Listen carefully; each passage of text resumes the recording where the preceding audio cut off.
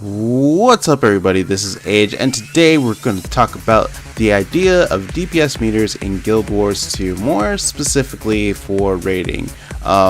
Just a heads up, now I know this has been talked about a lot already, and Arena has stated last week that they don't plan to work on one, but since the topic was brought up last week, I want to throw my opinion in, and that'll be that. And also just a heads up that this video footage that you're seeing is kind of old raid footage. It was before the huge Chronomancer and Necro changes, so just keep that in mind while you're watching. Anyway, so heading on to the topic, the big question I had to ask myself is that should a DPS meter be added to the game, and what would the difference be? Now keep in mind, when I think of a DPS meter, I also include buff upkeep like average might, fury uptime, in addition to things like spotter, so that DPS is measured as accurately as possible. I'd also include healing as well, but for the sake of this discussion, let's say this DPS meter would just be measuring damage and things attributing to damage. So the good thing that comes with the meter is that players can determine if they're hitting decent numbers in a raid via various benchmarks that would eventually come out by some raiding guilds. If so, great. If not, then they can try to figure out what they're missing damage-wise. Maybe it's an armor piece or trinkets missing, something wrong traits, something wrong in the rotation.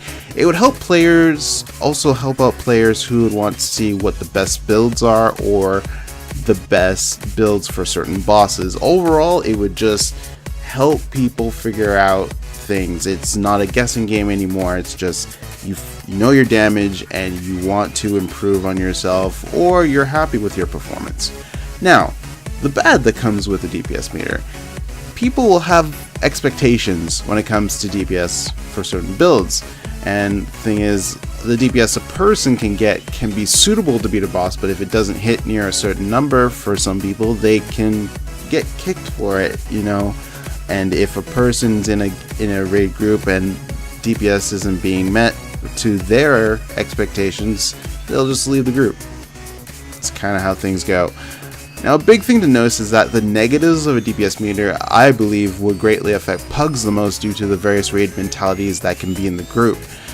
It would have very little to no impact for organized raid groups. This means groups that raid on a schedule, due to having a mentality, like the same mentality and goals going into the raid.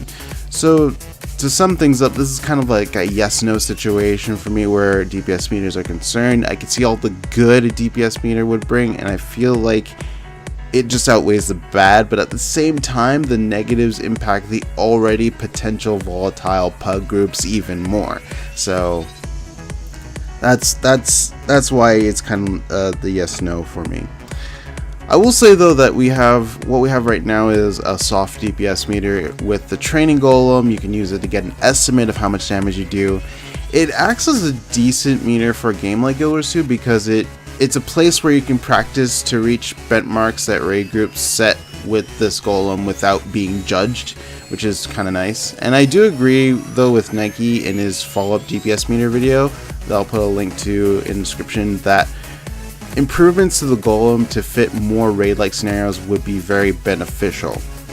Anyway, that's going to be it for me. If you like this video, I appreciate the thumbs up. If you have any comments, feel free to add them in the comments below. And this has been H. Thanks for watching, and I'll catch you next time. Peace!